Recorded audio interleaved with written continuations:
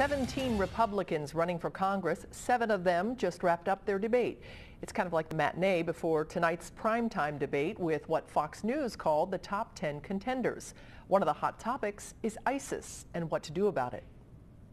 If you're running for President of the United States and you don't understand that we need more American ground forces in Iraq and that America has to be part of a regional ground force that will go into Syria and destroy ISIL in Syria, then you're not ready to be commander-in-chief. We have to shut down their internet capability. We have to shut down whether or not they're in prisons preaching or in mosques preaching.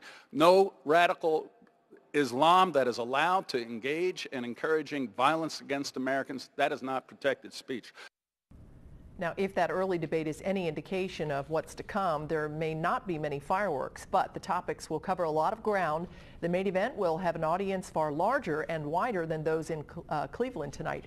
Local 12's Jeff Hirsch is outside Quicken Loans Arena in Cleveland with that part of the story for us. Hi again, Jeff. Well, good evening. As you said, the undercard is underway. The main event starts at 9 o'clock. Donald Trump, John Kasich, Rand Paul, total of 10. Millions of people will no doubt watch this on television across the country, but the reality is there's more than one audience. I have decided to run for President of the United States. There are really 4 audiences for the debate. Audience number 1, your base, the people who will love you no matter what. But you do have to motivate those people to vote.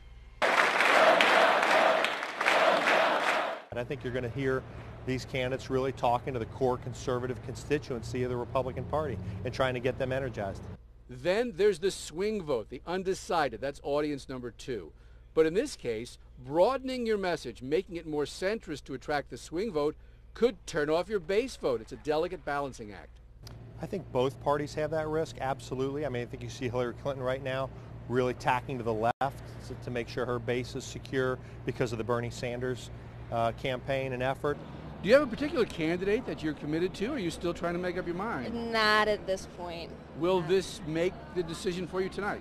I can't say it'll make the decision for me, but it is going to help me figure out exactly which way I'm leaning more towards. Audience number 3, the media, including social media and bloggers. Voters who do not see the debate may still see soundbite after soundbite and hear from media pundits who tell them who won the debate or who lost. And now audience number 4. No, not George Washington, but the people who have a lot of George Washingtons, the big money campaign contributors. Interesting article in the New York Times a few days ago said that 400 families in this country of 330 million people, 400 families have already contributed about half of the millions and millions and millions of dollars that have been donated to these candidates or donated on their behalf. And if one of these candidates starts to slip, some of their big money backers who have lots more of these than I do, they may shift their big money to another candidate. And that's very significant. So that's audience number 4. Don't forget about them. Live in Cleveland, Jeff Hirsch, Local 12 News. Back to you. And Jeff, earlier I saw you tweet out that there's a lot of security there, huh?